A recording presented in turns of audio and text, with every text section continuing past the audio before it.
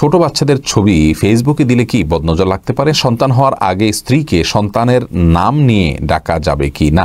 রাগ নিয়ন্ত্রণ করব কিভাবে? তাহলে চলে যাই আমরা সরাসরি প্রশ্নোত্তরে।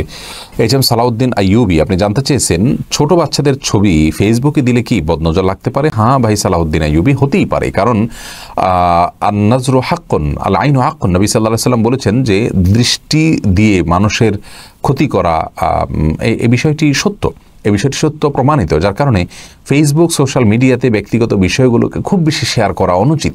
যদি ছোট বাচ্চাদের ছবি দিতে হয় তাহলে সেক্ষেত্রে ক্যাপশনে লিখে দিন বলুন মাশা আল্লাহ।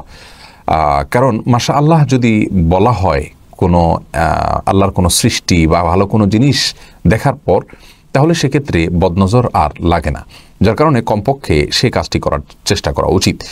আব্দুল্লাহ প্রধান আপনি জানতে চেয়েছেন, সন্তান হওয়ার আগে স্ত্রীকে সন্তানের নাম নিয়ে ডাকা যাবে কি না? যেমন আয়েশার মা, অনেকেই স্ত্রীকে নামে নিয়ে ডাকে না, সন্তান হওয়ার আগে সন্তানের নাম সিলেক্ট করে রাখে এবং ওই নামে ডাকে। দেখুন, কোনো মেয়ে মানুষকে তার সন্তানের নামে ডাকাতে কোনো অসুবিধা নেই, এটি হলো মৌলিক কথা।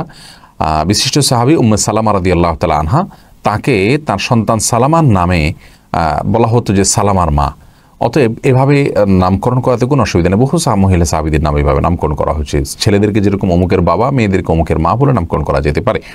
সন্তান দুনিয়াতে আসার আগে থেকে যদি এরকম অমুকের বাবা বলে ডাকা হয় তো সেক্ষেত্রে সেটাও দোষণীয় নয়, এটা নেকফালি বলা হয় এটাকে। অর্থাৎ আপনি আল্লাহ রাব্বুল আলামিনের প্রতি সুধারণা রেখে এবং আপনি ভবিষ্যতে বা অনাগত যে সন্তান, সে সন্তান আশা করছেন যে হয়তো ছেলে হবে অথবা আশা করছেন মেয়ে হবে, সেই আশাবাদ থেকে আপনি তাকে কথার কথা আয়েশার মা বা আব্দুল্লাহর মা এভাবে ডাকতে পারেন, কোনো অসুবিধা নেই ইনশাআল্লাহ।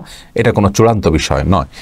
তবে যদি আয়েশা বা আব্দুল্লাহ না হয়, অর্থাৎ আপনার কাঙ্ক্ষিত সে সন্তান না হয় বা শিশু সে নাম আপনি না রাখেন, তাহলে পরবর্তী যে নাম রাখবেন সে নামে ডাকবেন। বাকি সন্তান হওয়ার আগে সাময়িকভাবে এভাবে তাকে ডাকলে কোনো গুনাহ হবে, ব্যাপারটি সেরকম নয়। এরপর নিশাত বিনতে জামান জানতে চেয়েছেন, রাগ নিয়ন্ত্রণ করব কিভাবে? খুবই গুরুত্বপূর্ণ প্রশ্ন। আমরা আজকাল অনেকেই আমাদের মেজাজ হারিয়ে ফেলি, আমাদের শিশু সন্তানরাও আজকাল অনেক বদমেজাজি হয়ে উঠছে। রাগ নিয়ন্ত্রণ করার জন্য অনেকগুলো পরামর্শ আমরা দিতে পারি কোরআন এবং হাদিসের আলোকে। তার মধ্যে থেকে সবচেয়ে বড় পরামর্শ এবং মৌলিক পরামর্শ হলো আউযু বিল্লাহি মিনাশ শাইতানির রাজিম, এটা পাঠ করা যখন রাগ উঠবে। এটা বললে, কারণ রাগ এটা শয়তানের তরফ থেকে হয়।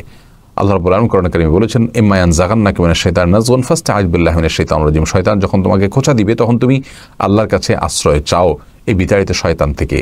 অতএব যখন রাগ উঠবে, এটা শয়তান মানুষের ভিতরে রাগের আগুন প্রজ্বলিত করে, তখন আমরা আউযু বিল্লাহি মিনাশ শাইতানির রাজিম পড়লে রাগ কমে যাবে। রাসূল আকরাম সাল্লাল্লাহু আলাইহি ওয়াসাল্লাম এক সাহাবীকে এই ধরনের আমল শিক্ষা দিয়েছেন। এটা হল প্রথম কাজ। শিশুদের রাগের ক্ষেত্রে তাদের খাবারে আপনি যদি আউযু বিল্লাহি মিনাশ শাইতানির রাজিম পড়ে ফু দিয়ে খাওয়ান, তাহলে সেটি তাদের জন্য উপকার হয়।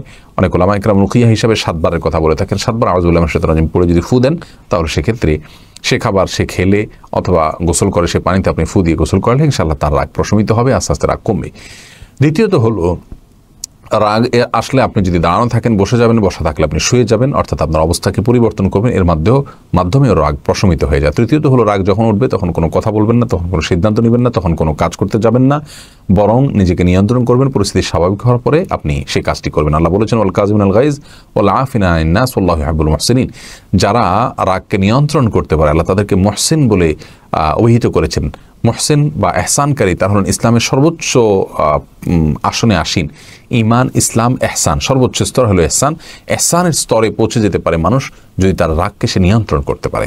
সেজন্য সেই কথাকে মাথায় রেখে রাগ যখন উঠবে তখন কোনো সিদ্ধান্ত নেব না, তখন কোনো কথা বলবো না, তাহলে ইনশাআল্লাহ রাগ প্রশমিত হবে, অনেক বেশি ক্ষেত্রে সহায়তা হবে। সেই সাথে যারা খুব ঠান্ডা মস্তিষ্কের মানুষ, যারা খুব শান্ত মেজাজের মানুষ, যারা খুব ধৈর্যশীল মানুষ, তাদের সাথে চলাফেরার মাধ্যমেও নিজের বদমেজাজির হার অনেকটা কমিয়ে আনা যায়।